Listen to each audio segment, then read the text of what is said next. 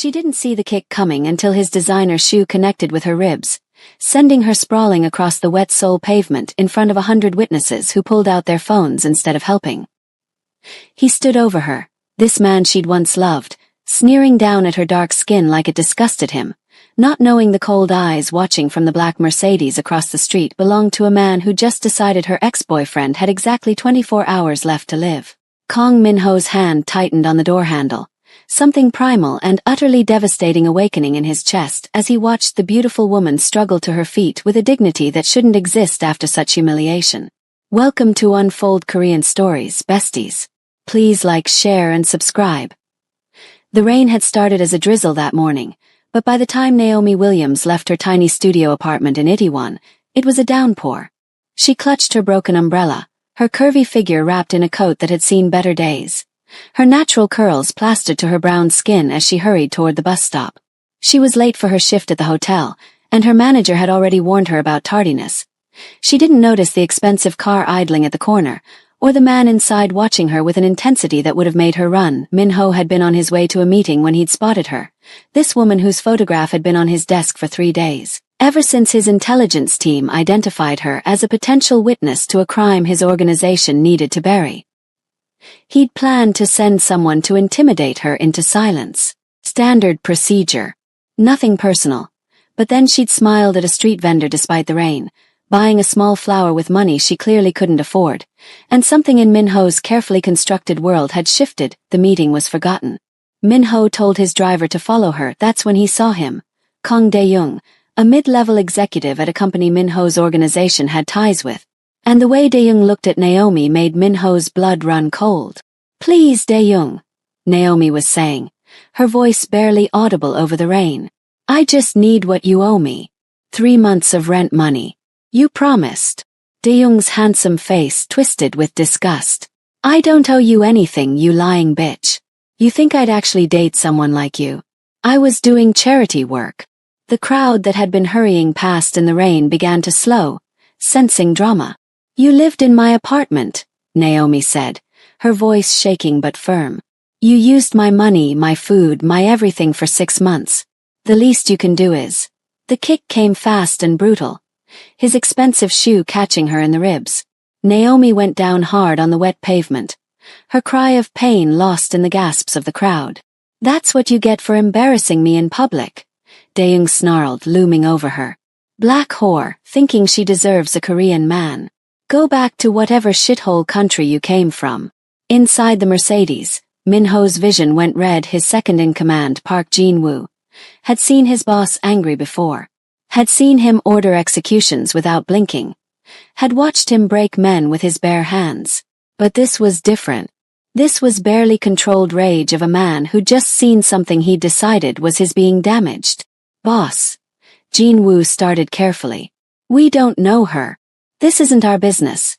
Find out everything about Kang Dae-young," Min-ho said, his voice deadly calm as he watched Naomi struggle to her feet, one hand pressed to her side, tears mixing with rain on her face. "I want to know where he lives, where he works, who he loves, who he fears. I want his entire life mapped out by tonight." "And the woman?" Min-ho's eyes never left Naomi as she limped away from the laughing crowd, her dignity somehow intact despite the humiliation. "Her too. Everything. But carefully. She doesn't know we exist yet." By the time Naomi reached the hotel, her ribs were screaming with every breath. She'd wrapped them as best she could in the staff bathroom, then plastered on a smile and started her shift, checking in guests and answering phones like her world wasn't crumbling. She'd been in Seoul for 2 years, teaching English and trying to make a life. Dae-young had seemed kind at first, romantic even, until he'd moved into her place and shown his true colors. By the time she'd gathered the courage to kick him out, he'd drained her savings and left her with debts she couldn't pay. "Miss Williams." Her manager's sharp voice cut through her thoughts. "VIP guest in the penthouse suite. He's requested you specifically for his evening service." Naomi's stomach dropped. VIP guests meant entitled men who thought foreign women were exotic playthings. "Can someone else?" "He asked for you by name." "Don't make me repeat myself." Later that evening, Naomi stood outside the penthouse suite, her hands trembling as she knocked. The door opened to reveal a man who stole her breath. He was tall, powerfully built, wearing a black suit that probably cost more than her yearly salary. His face was devastating. Sharp jawline, intense dark eyes, black hair styled with casual perfection. But it was the way he looked at her that made her pulse race. Like he'd been waiting for her. Like she was something precious he'd finally found. "Miss Williams," he said. His English perfect but accented. "Please come in." Min-ho had spent the afternoon learning everything about Naomi Williams. 26 years old, born in Chicago, moved to Seoul after college with dreams of experiencing Asia. Worked 2 jobs to support herself. Sent money home to her sick mother every month. Had dated Kang Dae-young for 8 months before he'd shown his true nature. And today, Dae-young had kicked her in front of a crowd and called her a whore. Min-ho had already made his decision. Dae-young would pay. But first, he needed to see her up close, needed to understand why the sight of her pain had made him want to burn the city down. Now she stood in his suite. Her uniform crisp despite the bruises he knew were hidden underneath. Her dark eyes wary but professional. "I didn't request any services," Naomi said carefully, staying near the door. "If there's been a mistake." "No mistake," Min-ho said, gesturing to the sitting area. "Please sit. I have a proposition for you." Every instinct told Naomi to run, but something about his voice, the controlled power in his movements, made her stay. She sat on the edge of the sofa, keeping her distance. Min-ho poured 2 glasses of water, set one in front of her, then sat across from her, deliberately far enough that she wouldn't feel trapped. "I saw what happened today. In the rain." Naomi's face flushed with humiliation. "I don't know what. Kang Dae-young kicked you. In front of witnesses. Then he insulted you." Min-ho's voice was calm, but his eyes were fire. "And you walked away with your head high." Tears burned in Naomi's eyes. "Why are you bringing this up? If you're here to..." "I'm here to offer you a solution," Min-ho interrupted. "You need money. You need security. You need revenge." He leaned forward slightly. "I can give you all 3. "Who are you?" Naomi whispered. "Someone who doesn't like seeing beautiful things destroyed," Min-ho said quietly. "And someone who has the power to make Kang Dae-young regret ever touching you." The next morning, Naomi woke in her own apartment, having fled the penthouse suite without agreeing to anything. The mysterious man had scared her, not with threats, but with the intensity in his eyes when he'd said the word beautiful. Like he meant it. Like he'd measured her worth and found her priceless. But when she opened her door to leave for work, she found a black box on her doorstep. Inside was a new phone, expensive and sleek, with a single number programmed in. The attached note read, "When you're ready to stop running, call me." Mitch at work, whispers followed her.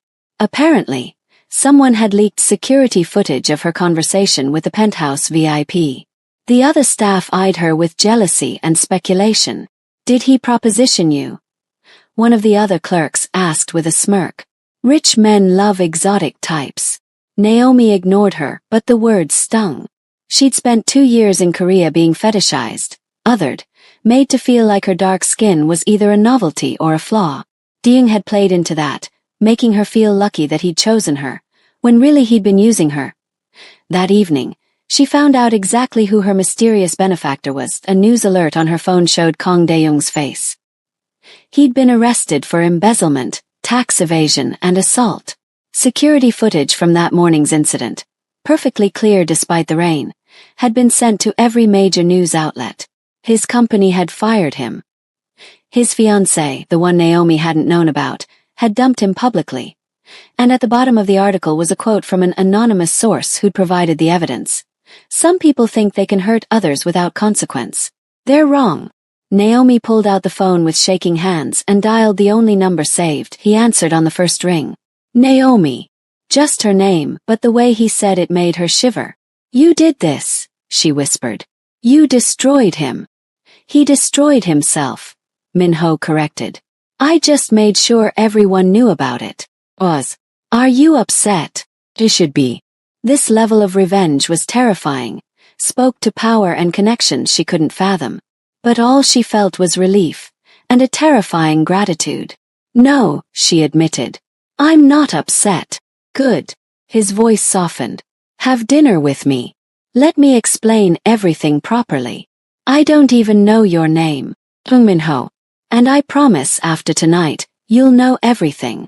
The restaurant was private, exclusive, the kind of place where world leaders dined in secret. Minho was waiting when Naomi arrived, and the way his eyes traveled over her dress, simple and modest but hugging her curves, made heat flood her face. You're beautiful, he said without preamble, pulling out her chair. I should have said that first before anything else. Naomi sat, her heart racing. Mr. Kong, Minho, please. Minho then. She took a breath. Who are you really? He didn't lie. Didn't sugarcoat it. He told her about his family's organization, the legitimate businesses and the less legitimate ones. Told her about his power, his reputation, the fear his name inspired. I'm not a good man, he finished. I've done things that would horrify you. But I've never hurt someone who didn't deserve it, and I've never taken something that wasn't freely given. Then what do you want from me? Naomi asked. Though she was afraid of the answer, Minho's eyes held hers. I want you to let me protect you. I want you to accept my help getting back on your feet. And selfishly. His voice dropped. I want the right to see you, to know you're safe, to make sure no one ever hurts you again. Why? The question burst out. You don't know me. I'm nobody. You're wrong. Minho reached across the table, not touching her but close. The moment I saw you stand up after being kicked, saw you walk away with your head high despite everything, I knew you were someone extraordinary. Someone worth protecting. Naomi's throat tightened. People don't just decide things like that. I do, he said simply. I've built my life on trusting my instincts. And every instinct I have is telling me that you're important. That I need to keep you safe. His jaw tightened. That I can't let you go. The intensity in his voice should have scared her. Instead, it made her feel something she hadn't felt in years. Valued. Over the next few weeks, Minho proved his words through actions. Naomi's debt disappeared overnight, paid off by an anonymous donor. Her apartment lease was bought out and she was moved to a secure building with actual heat and hot water. When she protested, Minho simply said, You can't help your mother if you're struggling to survive. He knew about her mother. Knew everything. It should have felt invasive, but instead it felt like someone finally saw her whole life and didn't find her wanting. They had dinner 3 times a week. Minho never pushed for more, never made demands, but his eyes told a different story. The way he watched her eat, laugh, talk about her day. It was possessive and tender all at once. You're staring, Naomi said one evening, catching his gaze. I know. No apology, just honesty. I like watching you be happy. Jean Wu, watching from the security detail table, shook his head. His boss had fallen and fallen hard. The great Kong Minho, feared by every criminal organization in Seoul, was completely undone by a curvy American woman with kind eyes and a steel spine. It would be romantic if it wasn't also dangerous. The threat came on a Wednesday. Naomi was leaving her new building when a car pulled up. Not Minho's Mercedes, but something older, dented. 3 men got out, and she recognized one from Dae-young's social media. Friends of his, probably. Men who thought like him. You ruined his life, bitch. The leader snarled in broken English. Time to pay. Naomi backed toward the building entrance. But they were faster. The leader grabbed her arm, and Naomi's training kicked in. The self-defense classes Minho had insisted she take. She kicked hard, connecting with his knee. He went down swearing. But there were 3 of them, and she was alone. Then she wasn't. Minho appeared like a storm, his men flanking him. The violence was quick and brutal. Minho's fists connecting with faces, bones breaking, men falling. When it was over, the 3 attackers were on the ground, groaning, and Minho was turning to Naomi with wild eyes. Did they hurt you? His hands ran over her arms, checking for injuries. His touch gentle despite the blood on his knuckles. Tell me. I'm okay. Naomi managed, shaking. Minho, I'm okay. He pulled her against his chest, his heart hammering beneath her cheek. They're gone now. No one will hurt you again. I swear it. That night, Minho insisted she stay at his penthouse. Just until he was sure there were no more threats, he'd said. Naomi had agreed, too shaken to argue. The penthouse was massive, modern and sleek, with floor-to-ceiling windows overlooking Seoul. Min-ho showed her to the guest room, but when he turned to leave, Naomi caught his wrist. "Stay," she whispered. "Please. I don't want to be alone." Something flared in his eyes. Heat and tenderness and barely restrained want. "Naomi, if I stay. I know." She stepped closer, close enough to feel his warmth. "I'm not asking you to be noble. I'm asking you to stay." His control shattered. Min-ho cupped her face, his thumbs brushing her cheeks as he searched her eyes. "You're sure?" "I've never been more sure of anything." He kissed her then, and it was nothing like she'd expected. He was gentle despite his power, reverent despite his hunger, kissing her like she was precious, like she was everything. "Tell me if you want me to stop," he murmured against her lips.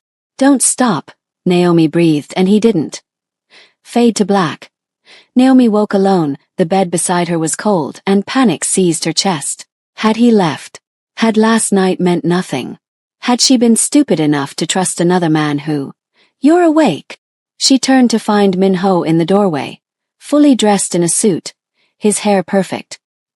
He looked untouchable, the powerful crime boss again, and Naomi's heart sank. "I have meetings," he said, his voice neutral. "Jin-woo will drive you home. There's breakfast in the kitchen." He was gone before she could respond, and Naomi felt tears burn her eyes. Of course this had been a mistake. She'd given herself to a man who collected beautiful things and got bored once he'd claimed them. She dressed quickly, ignoring breakfast, and slipped out before Jin-woo could stop her. By the afternoon, she'd blocked Min-ho's number and moved to a friend's apartment across the city. If he wanted to forget her, she'd make it easy. What Naomi didn't know was that Min-ho had left that morning not because he was done with her, but because staying would have meant canceling a meeting about a threat to his organization. A threat that, if not handled immediately, could have endangered everyone he protected, including her. He'd planned to return before she woke, to bring her breakfast in bed, to tell her that last night had changed everything for him. Instead, he returned to an empty penthouse and a blocked number. "Find her," he told Jin-woo, his voice cracking. "Now." "Boss, maybe she wants space. She thinks I used her." Min-ho's fist slammed into the wall. "She thinks I'm like him. Like that bastard who kicked her. Find her. I need to fix this." It took 3 days. 3 days of Min-ho tearing the city apart, calling in every favor, leveraging every connection. 3 days of Naomi crying in her friend's apartment, trying to convince herself she'd made the right choice by walking away. On the 4th day, he found her at her old job, covering a shift for a sick colleague. Min-ho walked into the hotel lobby like he owned it. He did, she'd find out later. And the moment Naomi saw him, her breath caught. He looked devastated, exhausted, like he hadn't slept since she'd left. "We need to talk," he said, and his voice held none of his usual command. It was a plea. "There's nothing to talk about," Naomi said, but her voice shook. "You got what you wanted." "I want everything," Min-ho interrupted, stepping closer. "I want your mornings and your evenings and every moment in between. I want the right to hold you when you're sad and celebrate with you when you're happy. I want to protect you, cherish you, worship you." His hand reached for hers. "I left that morning because I had to handle a threat to my organization. I was going to come back before you woke, was going to bring you breakfast and tell you that you've become the most important thing in my world." Tears spilled down Naomi's cheeks. "How am I supposed to believe that?" "Because I'm here, in front of everyone, telling you." Min-ho's voice broke. "Because I haven't slept or eaten or breathed properly since you left. Because the thought of you thinking I used you is killing me." He pulled out a small box, and Naomi's heart stopped. "Because I'm asking you to marry me." The lobby went silent. "That's insane," Naomi whispered. "We barely know each other. I know you're brave and kind and stronger than anyone I've ever met. I know you make me want to be better. I know that life without you isn't life at all." Min-ho opened the box, revealing a ring that probably cost more than a house. "Marry me, Naomi. Let me spend the rest of my life proving I'm worthy of you." "You're crazy," she said, but she was smiling through tears. "Crazy about you," he agreed. "Is that a yes?" Naomi thought about her life before him. The loneliness, the struggle, the man who'd literally kicked her in the street. Then she thought about Minho's fierce protection, his gentle hands, the way he looked at her like she was his entire world. "Yes," she whispered. "Yes, I'll marry you." Minho slid the ring onto her finger, then pulled her into his arms and kissed her in front of a lobby full of shocked guests. When he finally released her, he kept his forehead pressed to hers, his breath ragged. "You're mine now," he murmured. "Forever." "Possessive much?" Naomi teased, but her voice was thick with emotion. "Completely." His eyes burned into hers. "And I'm yours.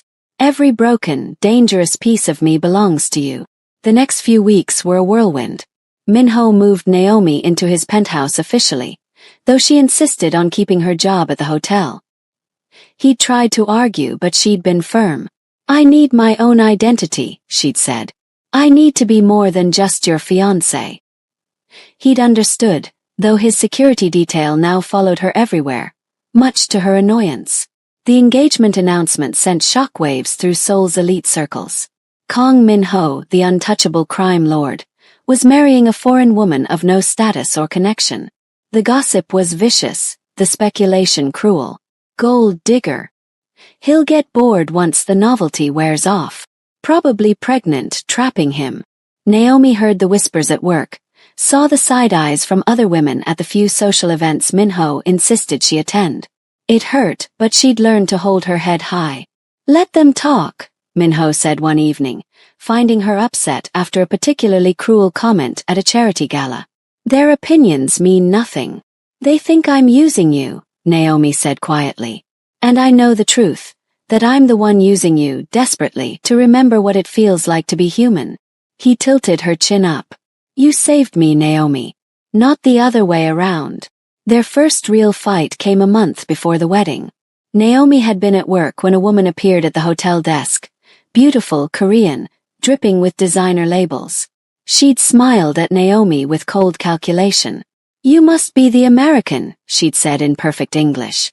"I'm Lee Sujin, Minho's ex-fiancé." Naomi's stomach had dropped. He never mentioned. Of course not. Men like him don't talk about their pasts. Sujin had leaned closer. "Did he tell you why we ended?" "Because I wanted children and he's infertile. Medical condition from a childhood illness." Tragic, really. The words had hit like bullets. Naomi had stammered something polite and Sujin had left, her mission accomplished. That evening, Naomi confronted Minho. "Were you ever going to tell me you can't have children?" she asked, her voice shaking. Minho went very still. "She came to see you. Answer the question." He exhaled slowly. "Yes, I was going to tell you. After the wedding, once you were legally protected by my name. I didn't want to scare you away." "Scare me away?" Naomi's voice rose. "You think I'm that shallow?" "I think you deserve the choice," Minho said quietly. "I think every woman wants children eventually, and I can't give you that. I thought if you were already my wife, already committed, you might." He stopped, jaw tight. "I was being selfish." Naomi's anger deflated. "Minho, I don't care about children. I care about honesty. I should have told you sooner." He reached for her hands. "I'm sorry. There are no more secrets, I promise." They'd made up that night, but the encounter with Sujin had rattled Naomi. If one ex could appear so easily, what other ghosts haunted Minho's past? She got her answer a week later when Sujin's brother, Lee Donghyun, made his move. Donghyun ran a rival organization, one that had been at odds with Minho's family for years. The engagement had been an attempt at peace, one that had failed when Minho had called it off. Now Donghyun saw an opportunity for revenge. Naomi was leaving work late when the van pulled up. This time, there were 6 men, professionals, and they had her gagged and bound before she could scream. She woke in a warehouse, zip-tied to a chair, Donghyun standing before her with a smile that promised pain. "Nothing personal," he said in accented English. "But your leverage. Minho will give me everything I want to get you back. And if he doesn't," he shrugged, "then I'll send you back in pieces until he learns his lesson." Terror clawed at Naomi's throat, but she forced herself to stay calm. Minho would come. She knew he would come. She just had to survive until he did. At the penthouse, Minho was in a meeting when Jin-woo burst in, face pale. She's gone. Taken from the hotel parking lot. Security footage shows Lee's men. Minho's world stopped, then restarted in a wave of pure, murderous rage. Mobilize everyone, he said, his voice deadly calm. I want every property Lee owns raided. I want every man he employs questioned. I want his entire organization torn apart until we find her. Boss, if we move this aggressively, it's war. Then it's war, Minho snarled. No one touches what's mine and lives. He made a phone call, one he'd hoped never to make. Within an hour, every major crime family in Seoul had been contacted, the old codes invoked. Lee Dong-hyun had crossed a line, taken another man's promised bride. In their world that meant death. The warehouse raid happened at dawn. Minho led the charge himself, his men flowing in like a deadly tide. The gunfire was brief but brutal. Lee's guards fell, and then Minho was there, kicking open the room where Naomi was being held. She was alive, bruised, terrified, but alive. Naomi, he breathed, crossing to her in 2 strides and cutting her restraints. Are you hurt? Did they? I'm okay, she managed, then threw her arms around his neck. I knew you'd come. Minho held her so tight she could barely breathe, his face buried in her hair. I'm sorry. I'm so sorry. This is my fault. My world, my enemies. Stop. Naomi pulled back to look at him. I chose this world when I chose you. I'm not leaving. Behind them, Jin-woo cleared his throat. Boss, Lee is in custody. What do you want done? Minho's eyes went cold. Make it slow. Make it hurt. And make sure everyone knows what happens when you touch my family. The aftermath was brutal. Lee Dong-hyun's organization was dismantled. His assets seized. His name erased from Seoul's underworld. The man himself disappeared, and no one asked questions. Some lessons needed to be permanent. But the ordeal had shaken Naomi more than she'd admitted. She started having nightmares, jumping at shadows, unable to shake the memory of being helpless. Minho noticed immediately. Course he did. We're leaving Seoul, he announced one evening. For a while. Until you feel safe again. You can't just leave, Naomi protested. Your organization can run without me for a few months. You're more important. His tone left no room for argument. I'm taking you somewhere private, somewhere you can breathe again. They flew to Jeju Island, to a private estate Minho owned on the coast. It was beautiful, peaceful, and far from the violence of Seoul. For 2 months they existed in a bubble. Just them, the ocean, and the slow process of Naomi healing. Minho barely worked, spending his days making her laugh. His nights holding her through the nightmares. You're good at this, Naomi said one afternoon as they walked the beach. Taking care of me. It's the easiest thing I've ever done, Minho replied, lacing his fingers through hers. Loving you is easy. Everything else is just noise. On their last night in Jeju, as they watched the sunset paint the sky in shades of orange and pink, Minho pulled her close. Marry me tomorrow, he said suddenly. Not the big wedding we planned. Just us on this beach, with the ocean as our witness. Naomi's breath caught. Minho, I don't want to wait anymore. I don't want to risk another day where you're not completely, legally, unbreakably mine. His eyes were fierce. Say yes. She didn't hesitate. Yes. They were married at dawn, with only Jin-woo and the estate staff as witnesses. Naomi wore a simple white dress, flowers in her hair. Minho wore a suit but no tie. His usual control undone by joy.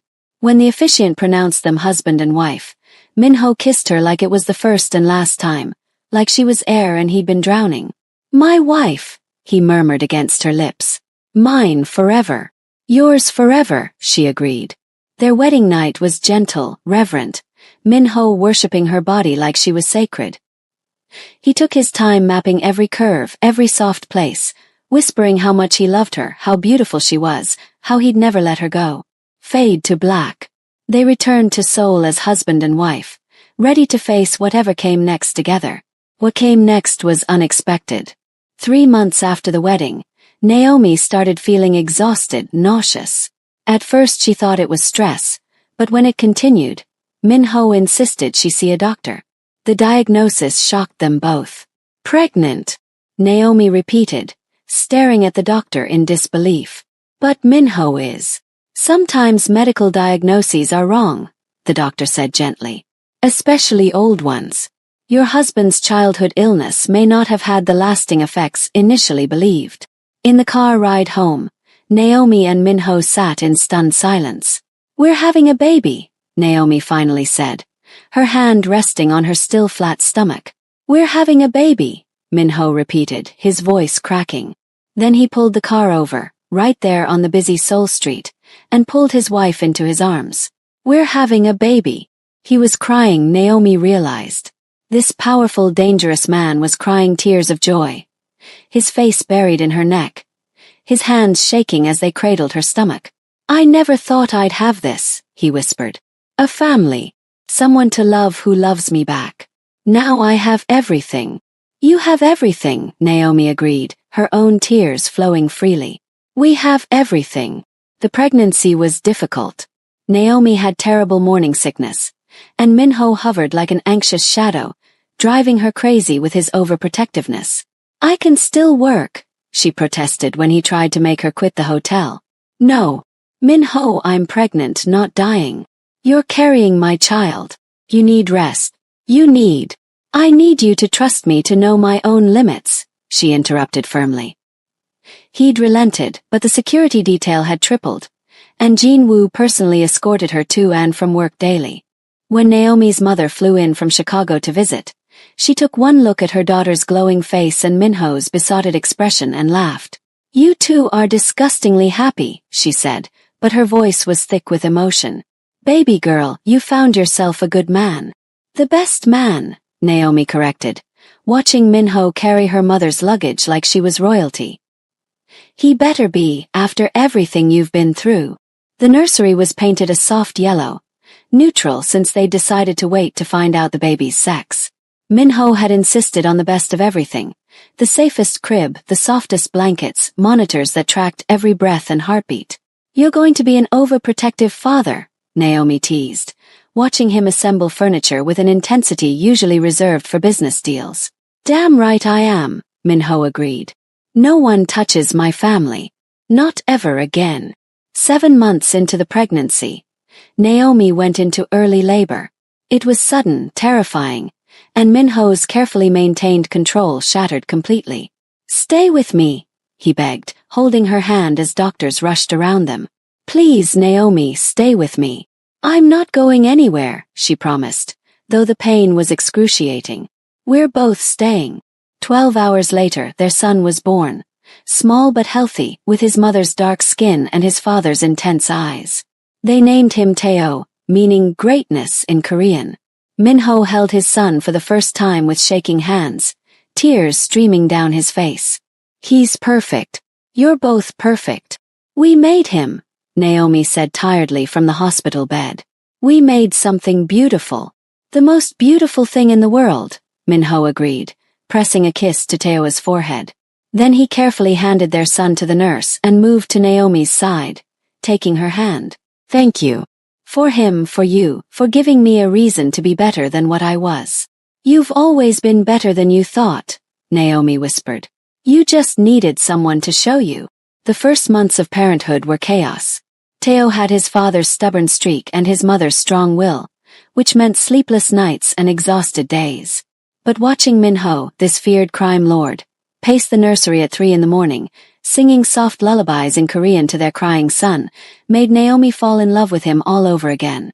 You're a natural, she said one night, finding him asleep in the rocking chair with Tae-oh on his chest, both of them breathing in sync. Min-ho had slowly transformed his life after Tae-oh's birth. The more dangerous aspects of his organization were delegated to trusted lieutenants. He pulled back from anything that might bring violence near his family.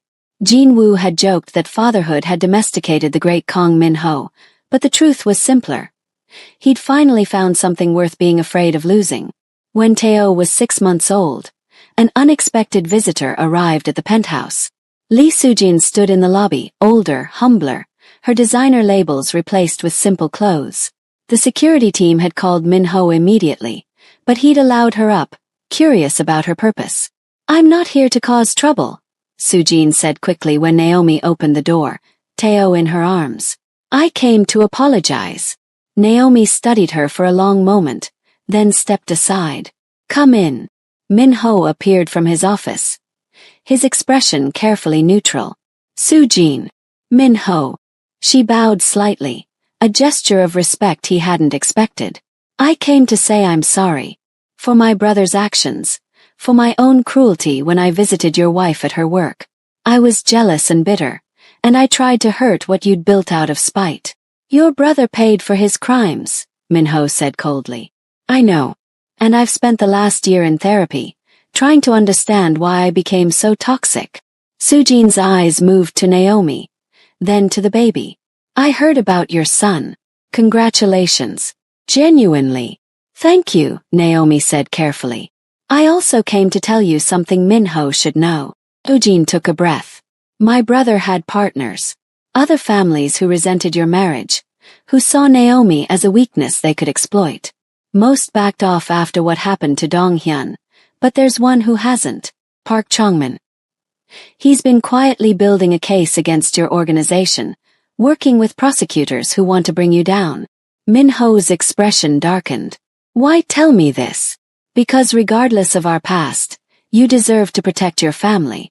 And because maybe doing one good thing will help me sleep better at night." Sujin moved toward the door. "Watch your back, Min-ho, and take care of her. She's stronger than I ever was." After she left, Naomi turned to her husband. "Do you believe her?" "Jin Woo will verify the information, but yes, I think she was telling the truth." Min-ho pulled Naomi and Teo close. "Which means we need to be more careful. Park Chong-min is ambitious and vindictive. If he's working with prosecutors, this could get complicated." The threat materialized faster than expected. 2 weeks later, Min-ho was served with a subpoena. The prosecutor's office was building a case for racketeering, money laundering, and conspiracy. Park Chong-min had provided evidence, carefully curated, impossible to fully disprove, damaging enough to put Min-ho away for decades. "They're going after our assets too," Min-ho's lawyer explained during an emergency meeting. "The penthouse, the businesses, everything. If they succeed in freezing your accounts, your family will have nothing." Naomi felt ice flood her veins. They could lose everything. Worse, Teo could lose his father. "There has to be a way to fight this," she said. "There is," Min-ho said quietly. "I can make a deal. Provide information on other organizations in exchange for immunity. But that would make me a target. Every crime family in Seoul would want me dead." "Then we fight it legitimately," Naomi insisted. "You've been moving the business toward legal operations anyway. We show them you're reforming, that you're a father now, that you're not the man they think you are." Min-ho's lawyer shook his head. "The evidence is strong. Even if half of it is fabricated by Park, the other half is real. Min-ho's past isn't something we can simply explain away." That night, lying in bed with Teo sleeping in his crib nearby, Naomi made a decision. "I'm going to talk to Park Chong-min," she announced. Min-ho sat up. "Absolutely not. Someone needs to make him understand what he's really doing. He's not just going after a criminal. He's trying to destroy a family. A baby's father." "Naomi, men like Park don't care about families. They care about power and revenge." "Then let me appeal to his humanity. What's the worst that can happen? He says no." She met her husband's eyes. "I have to try, Min-ho. For Teo. I won't let our son grow up without his father." After hours of argument, Min-ho reluctantly agreed, but only with Jin Woo and a full security team present. Park Chong-min agreed to meet at a neutral location, a cafe in downtown Seoul. He was younger than Naomi expected, perhaps early 40s, with sharp eyes and an expensive suit. The kind of man who'd built his empire on being smarter and more ruthless than his competitors. "Mrs. Kong," he greeted her coolly. "This is unexpected." "Mr. Park." Naomi sat across from him, keeping her voice steady. I came to ask you to reconsider the case against my husband. Why would I do that? Because you're not just prosecuting a criminal. You're trying to destroy a family. My son is 6 months old. He needs his father. Park's expression didn't change. Your husband made choices that brought him to this point. I'm simply ensuring justice is served. Is this really about justice? Or is this about proving you're powerful enough to take down Kong Min-ho? Naomi leaned forward. I know about your history with my husband. The business deals that went south, the territories you competed over. This is personal for you. And if it is, Park's eyes narrowed. Your husband has broken more laws than I can count. He deserves everything coming to him. Maybe he does, Naomi admitted. But has he broken any laws recently, since our son was born? He's been reforming his operations, going legitimate. Doesn't that count for something? People don't change, Mrs. Kong. You're wrong. Naomi's voice strengthened. Min-ho changed the moment he met me. Changed more when Teo was born. He's not the same man you're trying to prosecute. Give him a chance to prove it. Park studied her for a long moment. What exactly are you proposing? Let Min-ho divest from the illegal operations completely. Full transparency, full cooperation with oversight. In exchange, you drop the criminal charges.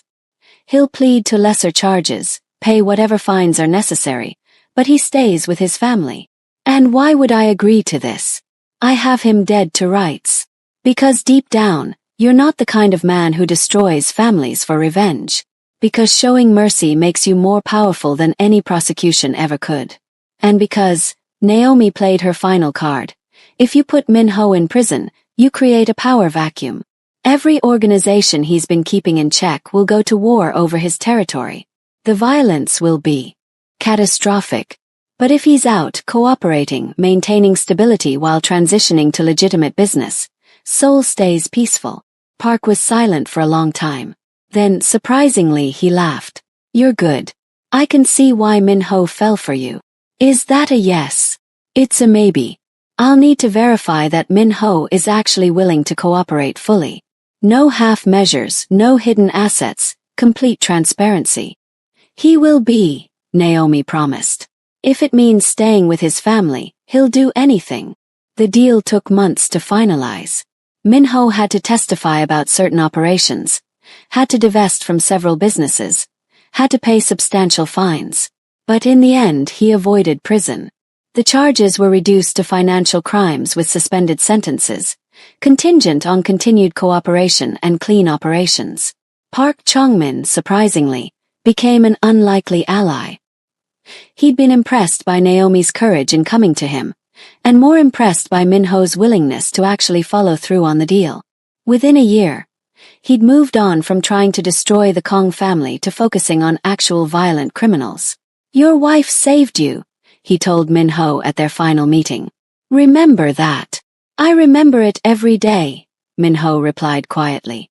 Life gradually found a new normal. Min-ho's businesses were now completely legitimate. Real estate, technology investments, import-export operations that didn't involve anything questionable. It was less exciting, he admitted, but watching Teo take his first steps was more thrilling than any criminal enterprise had ever been.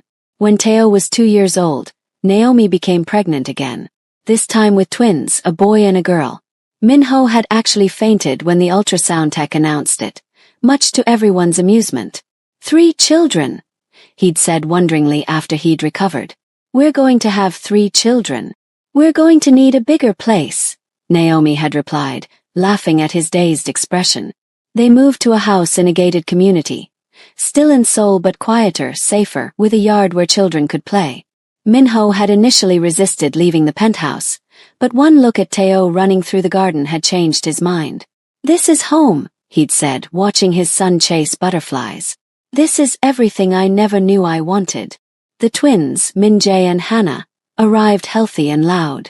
Teo was fascinated by his new siblings, constantly wanting to help feed them, hold them, show them his toys. You're going to be a wonderful big brother, Naomi told him as he gently patted Hannah's head. Protect them, Teo announced seriously. His father's protective nature already showing. Like Appa protects us. Minho, overhearing this, had to leave the room to compose himself.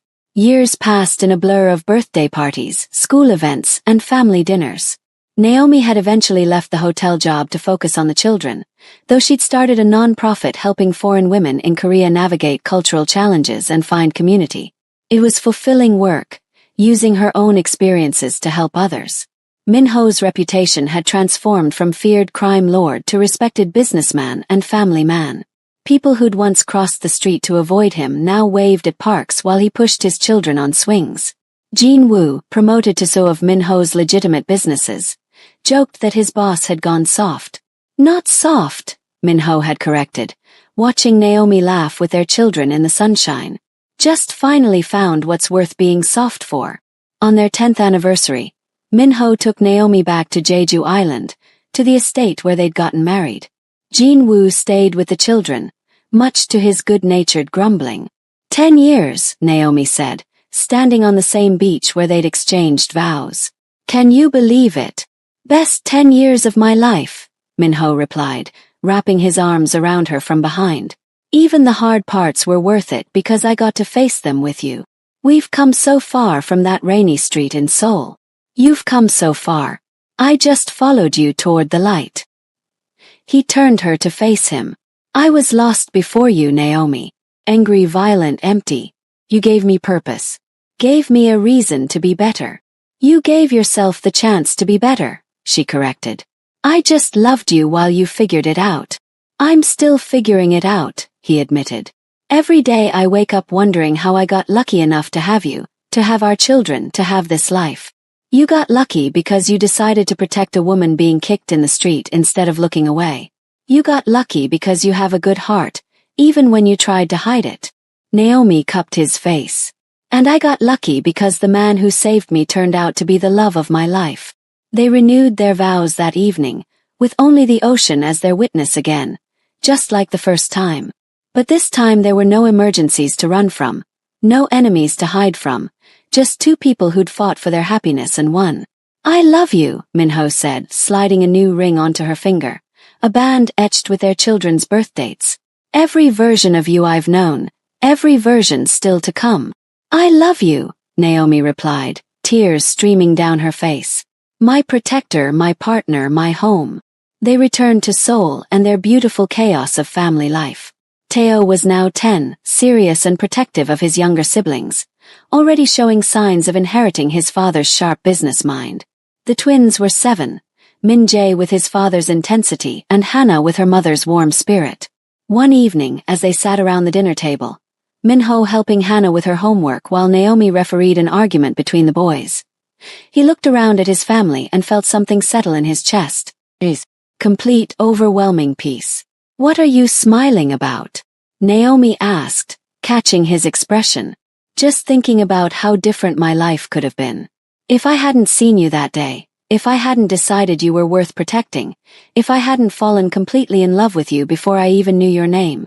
Fate, Teo announced matter-of-factly. Teacher said some people are meant to find each other. Smart teacher, Minho agreed, meeting Naomi's eyes across the table. Some people are definitely meant to find each other. Later that night, after the children were in bed, Minho and Naomi stood in their bedroom, looking out at the Seoul skyline. The city that had witnessed their beginning, their struggles, their triumph. No regrets. Minho asked quietly, pulling her close. Not a single one, Naomi replied. Every hard moment, every scary decision, every tear, they all led here. To this life with you, with our children. I'd do it all again in a heartbeat. Even the part where I was a criminal. Especially that part. Because it means I got to watch you transform into the man you were always meant to be. Minho kissed the top of her head, breathing in her familiar scent. I was thinking about that day in the rain, when Ding kicked you. Do you ever think about what would have happened if I hadn't been watching? Sometimes, Naomi admitted. But I try not to dwell on alternate timelines. In this timeline you were there. You saw me. You decided I was worth protecting. And that changed everything. You were always worth protecting. I just recognized it faster than most. He turned her to face him. Promise me something. Anything. Promise me we'll never stop fighting for this. For us, for our family. That no matter what challenges come, we face them together. I promise, Naomi said solemnly. Together always. Together always, he echoed. 15 years after that rainy day in Seoul, Naomi Williams, now Kong Naomi, stood in her beautiful home, surrounded by the family she and Minho had built, and knew with absolute certainty that she was exactly where she belonged. Some love stories start with rain and end in sunshine. Theirs had started with rain and violence, and a stranger's decision to protect someone he didn't know. But it had become something more beautiful than either of them could have imagined. A partnership built on trust, a family built on love, and a life built on choosing each other every single day. Minho found her standing there, lost in thought, and wrapped his arms around her. What are you thinking about? He murmured. Happy endings, Naomi replied. And how ours is still being written. What's the next chapter? She turned in his arms, smiling up at the man who'd changed her life. Whatever we decide it is. That's the beautiful part. We get to write it together. Then let's make it extraordinary, Minho said, and kissed her as the Seoul lights twinkled in the distance, bearing witness to a love that had transformed them both, a love that would last a lifetime. Because some people are meant to find each other. And when they do, when they fight for each other despite every obstacle, when they choose love over fear and family over everything else, that's when the real story begins. Their story. A story of redemption, protection, and a love fierce enough to weather any storm. Thank you for reading this Unfold Korean Stories romance. If you enjoyed this tale of unexpected love, dangerous protection, and family triumph, please like, share, and subscribe for more stories that will make your heart race and your soul soar.